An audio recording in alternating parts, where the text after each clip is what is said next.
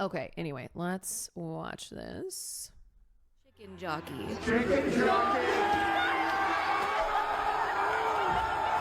And also this scene of Jack Black saying, "I am Steve." I am Steve. Picture of a snail, thank you for the 22 months. Now, I am an avid Minecraft lover. I've been playing since 2012. You can suck. Who do you oh.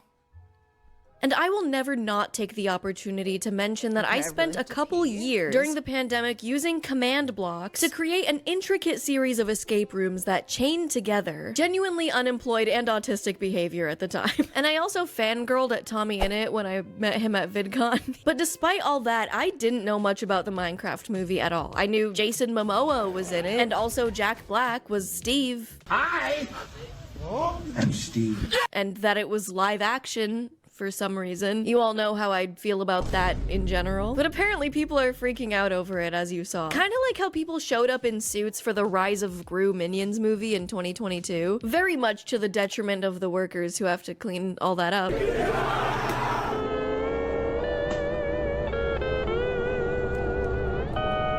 But other than that, I think it's a pretty fun trend. And for longer than I care to admit, I couldn't tell if people liked the Minecraft movie or if it was kinda bad. And the conclusion that I finally came to was that people were enjoying this movie ironically. People are going to see it and having a great time, but with a wink. Because it's kinda bad. And since I live in an underground bunker with fake windows and fake light, the only way I could investigate this was by traveling across the country to see the Minecraft movie. I just had to know and see what was going on for myself. Chicken jockey! Oh my gosh, I'm so sorry. Chicken jockey!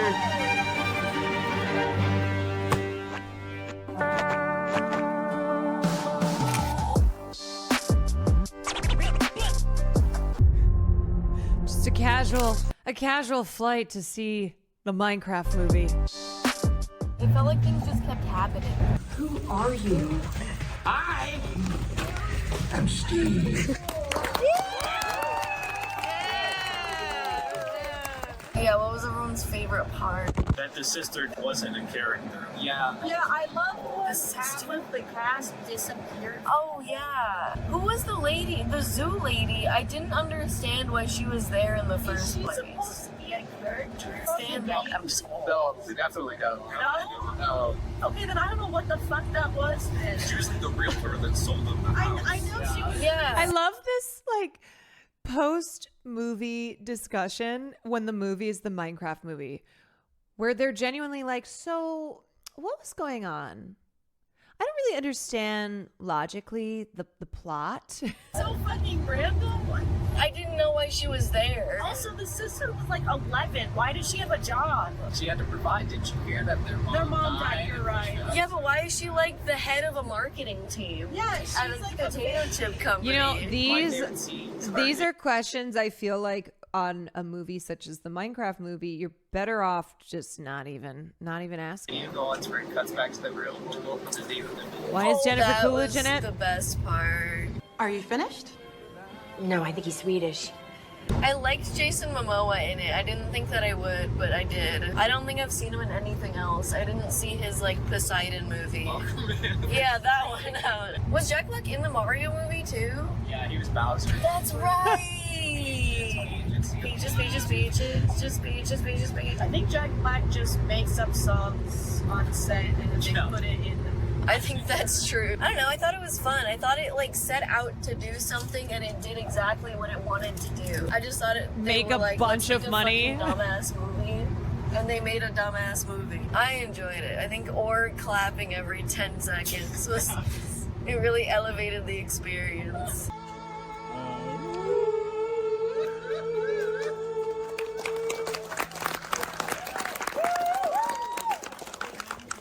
The like main villain. I like when she kills a kid piglet for drawing. Dude, that was fucked up.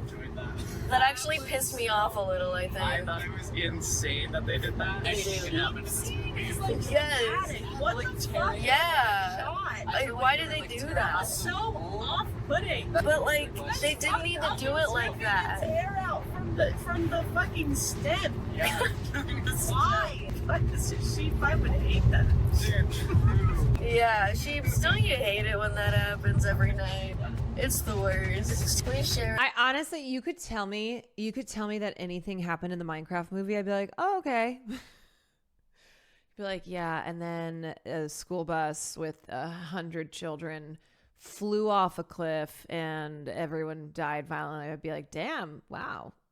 Jeez. Please comment your experience below. Please get me to 75 followers. Yeah, so I can keep my job. Keep my marketing job. I'm 14. Wait, so who bought the house? She did. She's 14. She bought the house. She gets subsidized because she was working at the. It's kind of like At the potato chip, they granted her the house. Felt like the Okay, yeah, that Minecraft makes movie felt like perfect appropriation of my culture.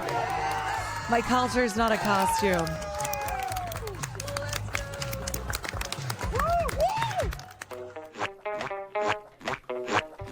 Look at us, thank Honestly, you it was kind of bad, but it was pretty charming. But my main thing I want to talk about in this video is our culture's obsession with liking things ironically, and also how it's kind of being dismantled recently, along with the comeback culture of trying hard being cool again, and how I love it because someone told me to talk. This is what I mean when I talk about how when something has become too dominating and we've passed the point of it being a cool thing that is used sparingly, then it will start to retract and there will be a rejection of it. So irony poisoning, irony pilled, all the irony internet terms people are trying to replace with a thing called sincerity. They like the opposite of irony. They want something to be sincere. They want somebody to like not just make sardonic jokes about everything and treat everything like it's a joke, right? Things mattering, things being of substance About something, earnestly liking things. But do you guys remember? I don't know like exactly at what point it was, but when that shift happened, where genuinely liking something, where being an earnest person, being a sincere person, you were like run off the internet. You were treated like a fucking idiot, like a fool, like a person who is a loser, a pathetic loser because you are sincere. Probably around Gamergate era. Yeah, I mean, I would say like Donald Trump era, 2015, 2016, it becoming synonymous with cringe. Yes, sincerity died. Sincerity died. not depressing. Heard that. I recently saw these two videos, Gen Z's obsession with irony and how trying became cool again. After this, you should watch their videos because I was so inspired to marry these ideas together, specifically from these videos. And also this one from my friend Josh, who you just saw. We saw the Minecraft movie together, where he talks about the Minecraft movie if you just can't get enough yapping. And Steve. Flint and steel. Like everything is But just you know became a what meme. flint and steals my happiness? I'm not good at these transitions. Traveling abroad and not having internet unless you find public Wi-Fi. If you've traveled out of the country, I've traveled out of the you'll country. Know. Maps, texts, everything. I saw a video is essay just about not somebody possible unless recently you have watching Wi-Fi. Lord Or of the buy a Rings and they were local SIM surprised at card the that sincerity. might not work for the next place you travel. They're like, to. wait a Saley, second. the sponsor Actually, I'm for gonna get these some videos, water thank while you. You she's can get an eSIM talking about plan her that works ad. in every country you'd want to go to anyway. No more dealing with physical SIM cards. It activates as soon as you land and saves you money on roaming fees. This way you're always connected when traveling, just like you are at home. It's super easy. You don't have to change a physical SIM card. All you have to do is download the Saley app and use code GATEKEEPER at checkout to get an exclusive 15% discount on Saley data plans. Use code GATEKEEPER at checkout. It's as easy as downloading the Saley app or going to saley.com/gatekeeper. Thank you, Saley, for sponsoring this video. Very cool product, very convenient. I love that. And now back to the video. So I wanted to make It has a lot to do with ironic memes starting to pop off in the 2016 era. Yes. And this recent election, I think, kind of reached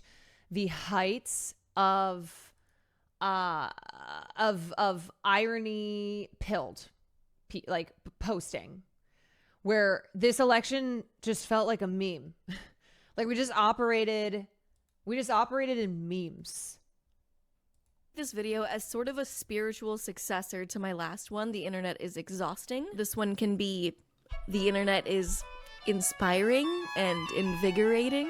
Smiley face. The concepts of trying being cool again and the cultural shift of anti-cringe culture and just letting yourself like things unironically again feels like two sides of the same coin to me, but they're on like the same side of the coin. In short, as Paul described it, the definition of irony on the internet can be boiled down to enjoying something bad, but with a wink, because you're all in on it. To be unironic is to be genuine and vulnerable and really putting yourself out there. And in the current landscape of social media, like we covered in the last video, being vulnerable online is like willingly putting yourself into a room full of angry boomers who say questionable things at Thanksgiving, and all of them are your weird uncle.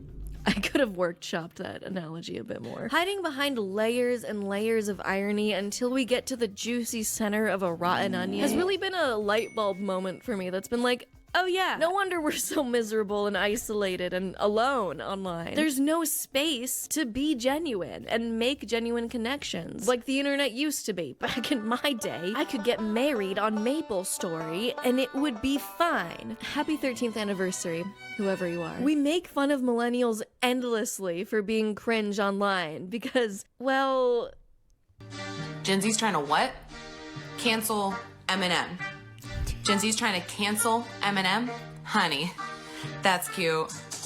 But when they were growing up, they were allowed to have that level of exploring self-expression and having cringy phases without much risk of experiencing mass ridicule that no one person is prepared for. Nowadays, some random person can go viral and have the entire internet ragging on them for like some dumb shit that doesn't matter. We're so scared of being vulnerable online because everyone's so fucking mean and can turn you into the meme of the week until you receive hundreds and hundreds of DMs telling you how Time to get into Robert Galbraith books. shitty you are and how untalented and bad you are at stuff or something. I don't know. This never happened to me. I've never been cringe. Oh my god, I'm gonna die all over you. Or purposefully misinterpret your words just to get mad at something that week. Kind of like how I've been seeing with Chapel Roan. It's crazy how much this girl says the most normal shit, and it will be overanalyzed and twisted and clipped out of context of the whole conversation of what's happening, and twisted as if she's fucking killing your family. Like, it's to that point where it feels like people just want to be mad at something so bad. She's a fucking pop star, not a politician. And the funny thing about that is that our politicians can't even say words cohesively. Decided to shield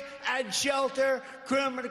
Look, wait. You guys are expecting this fucking 20-something-year-old to be the most articulate person on the planet Earth? Are you guys serious? Look. But I've seen a slight shift in how we're starting to interpret each other. That's been really pushed by artists trying hard, letting people know how much they're putting in the work and effort into their craft. And that's maybe made people feel more safe in just saying, you know what? Yeah, I love this. I don't play Fortnite ironically. I just think it's a fun game, and yes, I bought Sabrina Carpenter the day she came out. I've been wanting this skin for a year. Doechii has been the beacon of this lately, and I love her and her music so much. I was just starting to get into her music when I was making that video on authenticity in music, but she truly is the master of that, dude. Every time I see one of her Instagram stories, she's talking about like shitting and farting. One thing about me, I'm gonna fart. I'm a grown woman.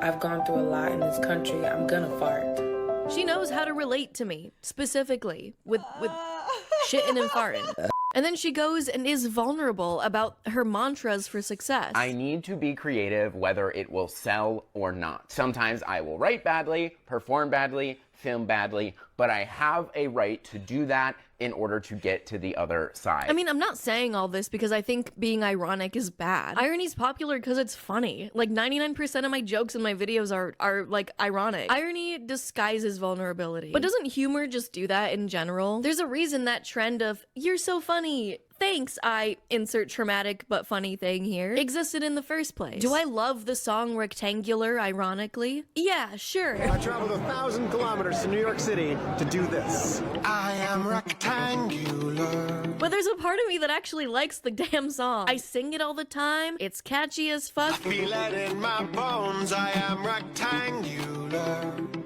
I feel no hope. And I cannot dismiss an artistic masterpiece like that. See, I did it again. Even I cannot escape the prison of irony. I feel like I kind of got that way with Woman's World. Specifically just the sexy, confident part. Chalamet recently went viral when he was accepting some sort of award. I don't know. It seems like there's an award show like every 3 weeks, and I never know they're happening, and I only see clips afterwards. Did you guys see that Will Smith slapped I believe it was his Screen Actors Guild Award. That was the award he accepted when he gave the speech talking about how he wants to be one of the greats. Chris Rock at one of those? Okay, why the frick did Chris Ross just punch Chris Ross in the penis? Absolute insanity. You guys gotta see that. But Timothée Chalamet recently went viral at one of those shows for being genuine about how he wants to be one of the greatest. He wants to be one of the best. He is open about how hard he is going to work and how hard he's working to achieve that. I know the classiest thing would be to downplay the effort that went into this role and how much this means to me, but the truth is this was 5.5 years of my life. He's not just like half trying, whatever, trying to be nonchalant. No. I'm really in pursuit of greatness. I know people don't usually talk like that, but I want to be one of the greats. I'm inspired by the greats. I'm inspired by the greats here tonight, and I want to be up there. We're being upfront now. And I think too the fact that it was Timmy who said that, and he's Gen Z, I think. What is he, 27? Oh, he's 29. Okay, so he's like just a bit above Gen Z. He's, guess would be a very young. He's a zillennial. He's a zillennial. But I think because it was Timmy, who also is like very internet tapped in, right? Like he's a guy who throughout the award season, this past award season, was doing things differently than the way that actors who are nominated for big Oscars will behave during award season. And so I think like that also in combination with the words that he said. We're being upfront about how hard we're working for the things we want. This is finally the culmination of believe in yourself, be confident. Because we spent so long just tearing people down for being passionate about something or trying. People expect just perfection out the gate, and they don't want to see the shittiness in between of people actually trying to improve and trying to get better. Remember that whole era of pop stars just wearing like oversized sweaters on stage? That was cute, don't get me wrong, but like we're so back in the era of flashy, well put together, fun shows and worlds they've created and crafted for their music. Kinda like how it was up until and following the 2008 recession. Huh. Interesting. Now watch this drive. Alright, I'm taking this hat off. I can't do it anymore.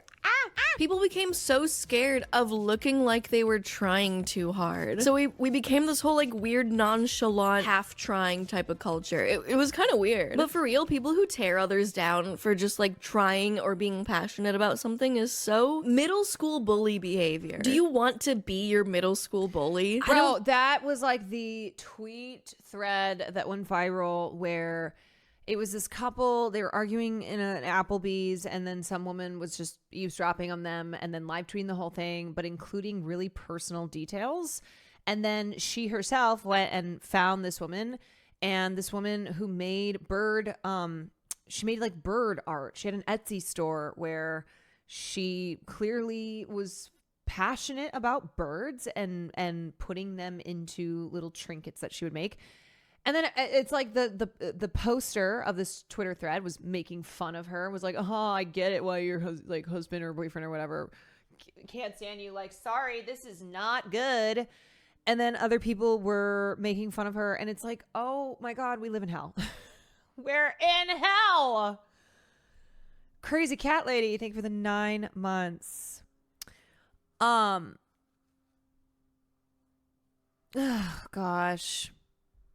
If you, first of all, passion is good. Okay. Passion is good. And passion can feel hard to have. It can feel tough to have something that you're passionate about. So if there is something that you are passionate about, hold on to that. Don't let anyone take that from you.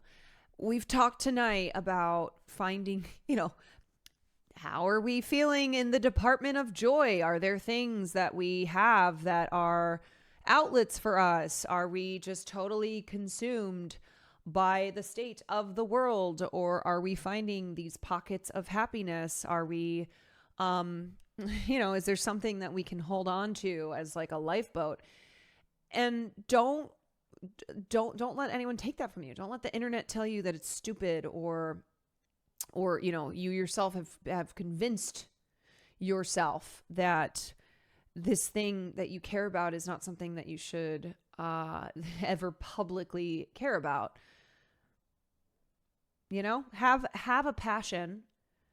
If you don't have anything you're passionate about, try to find something. I mean, that's something I'm working on right now. I feel like I lost that in my life. I feel like hobbies and passion and things that I really just enjoy doing and that I'll prioritize doing, that went out the window, and I'm working myself on getting that back.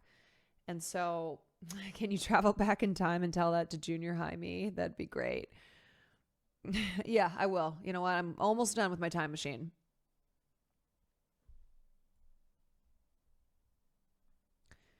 Do what you like, because someone will shit on literally everything you do anyways. So enjoy life. Yeah. And the thing is too, is that it is inspirational. It is inspirational for those whose lives are devoid of any type of passion. When they see somebody who cares so much about something, whatever that thing is. And I have sensed the shift, and obviously this is a video about shifting away from a culture and an internet that is just so irony poisoned, that where it is just devoid of sincerity. And I think that's good. I think it's good to be embracing earnestness and caring about things. It's good to care. It's good to care. Nihilism is no good. Okay, nihilism does not serve us. Having a blasé attitude, fuck it all. It's not healthy, and it doesn't lead to any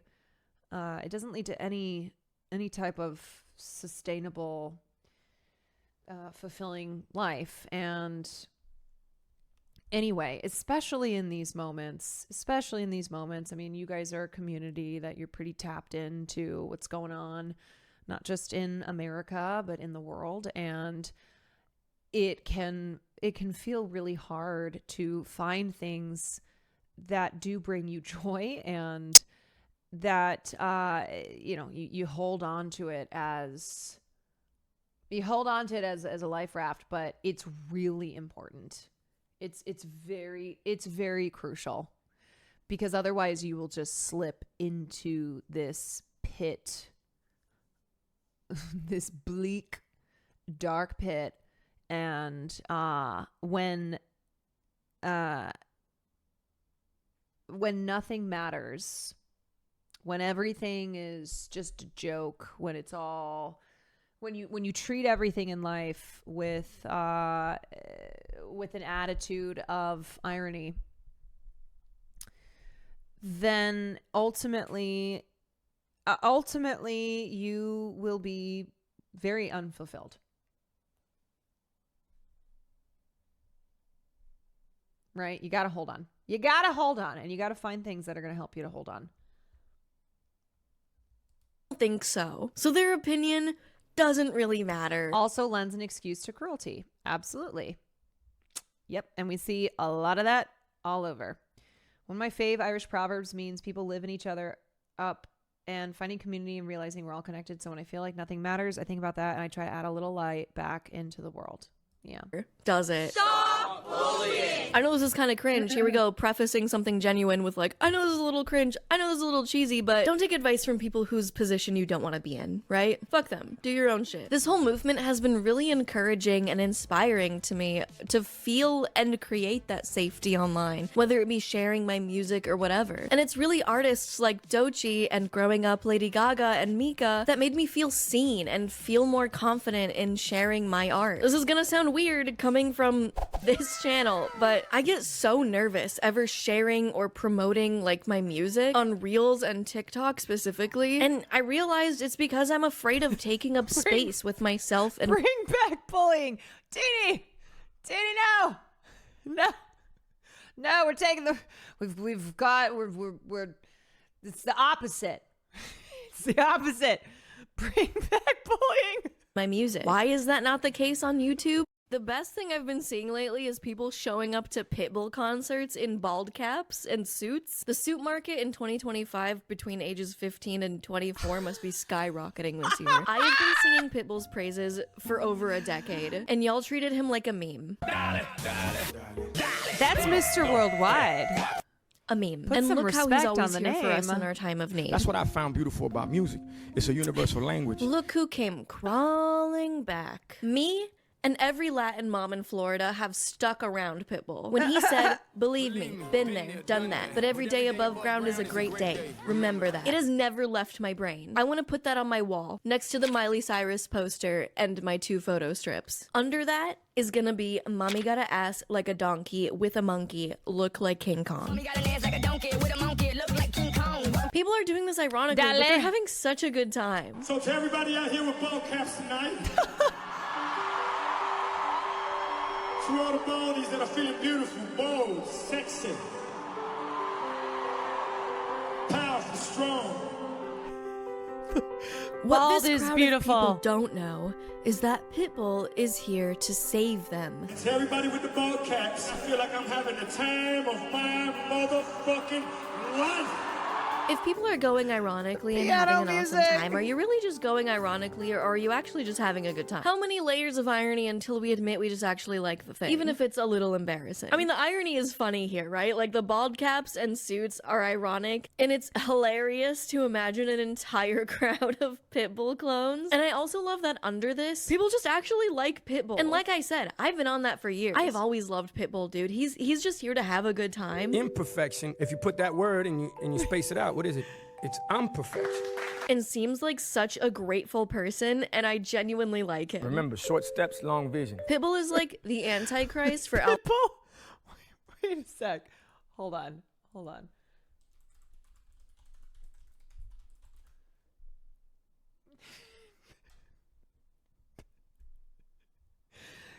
Pitbull was a pandemic guy. Dale.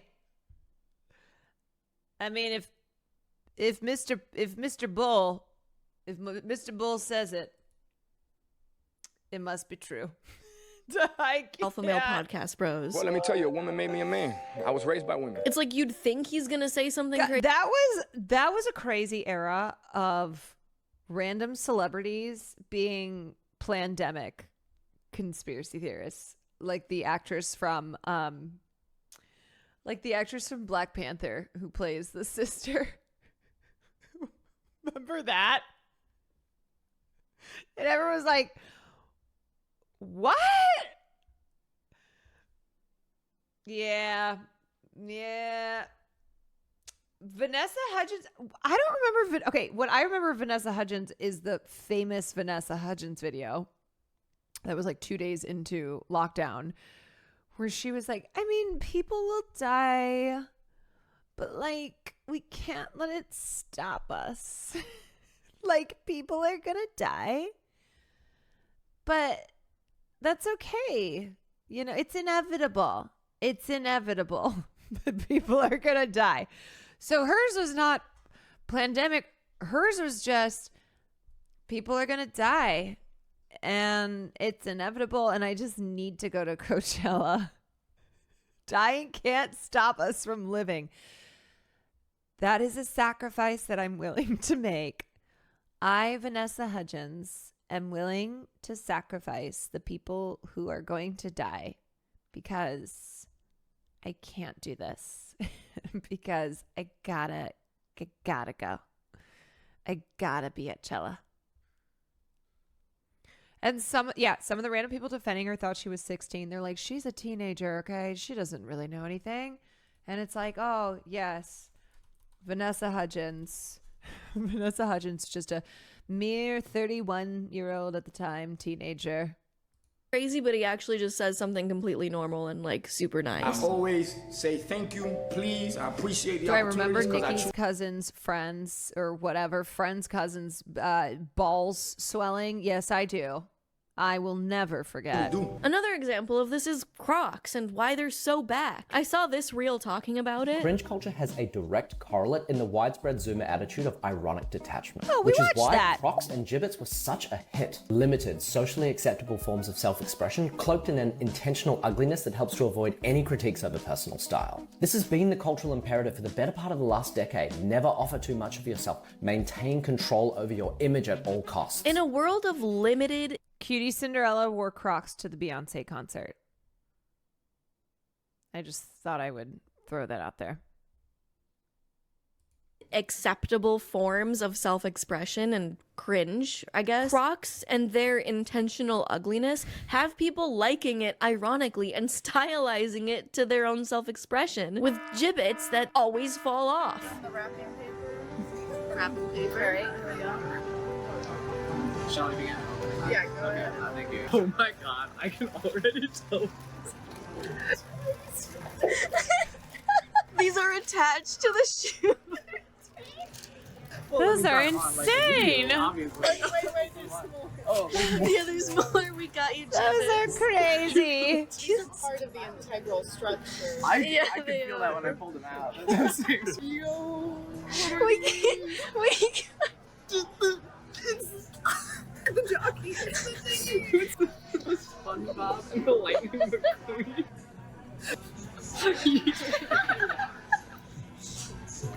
You gotta blow. Give him a. Oh. Yeah, give him Okay, so I think I've like made it pretty clear how I feel about Crocs. Okay, I just think that they're ugly and I don't think they're that comfortable. I don't understand. I've never understood it. Like if I'm getting water on my feet, sure, I get it. I'll wear it. Yep. But otherwise, I don't get it. I don't understand the arguments for Crocs. I'm like, nope. I don't know about that. They have sport mode. I know. I also though have bad feet. I got bad feet and I have very particular feet. They're very particular. I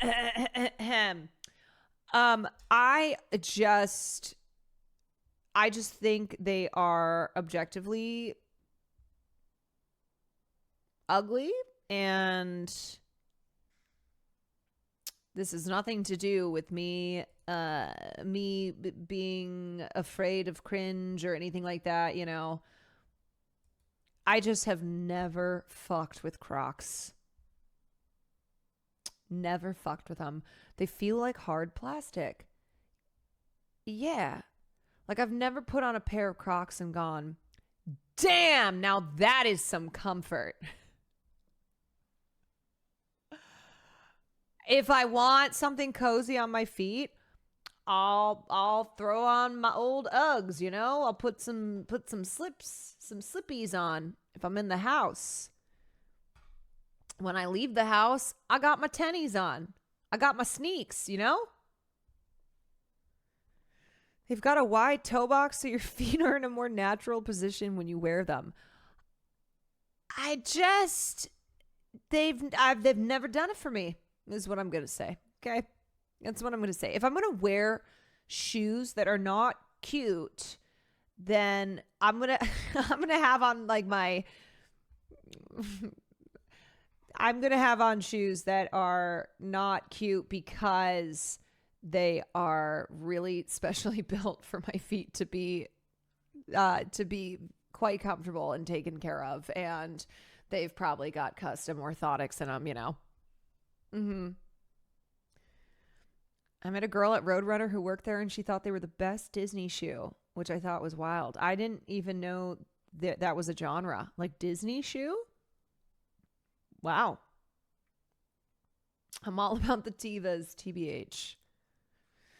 Like I prefer Birkenstocks. If I'm gonna wear something that is not necessarily sexy footwear, but is comfy to throw on, I'm a Birks girl.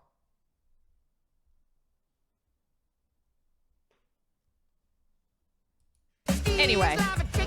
Or having an entire Fortnite themed birthday party. Ironically, of course. Wouldn't it be like crazy if we like all dressed up like our favorite Fortnite skins and had a great time? Ironically. Number 1 victory royale, yeah, Fortnite, we about to get down. 10 kills on the board right now, just wiped out Tomato Town. My friend has gone down, I revived him, now we're heading southbound. I really love to come check it with you. We can be pro Fortnite gamers.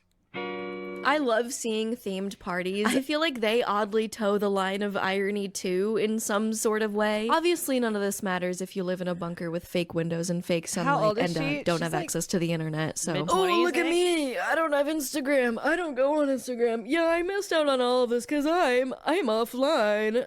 You probably think you're so cool. Well, you're missing out on this. Hey, sister. Your loss.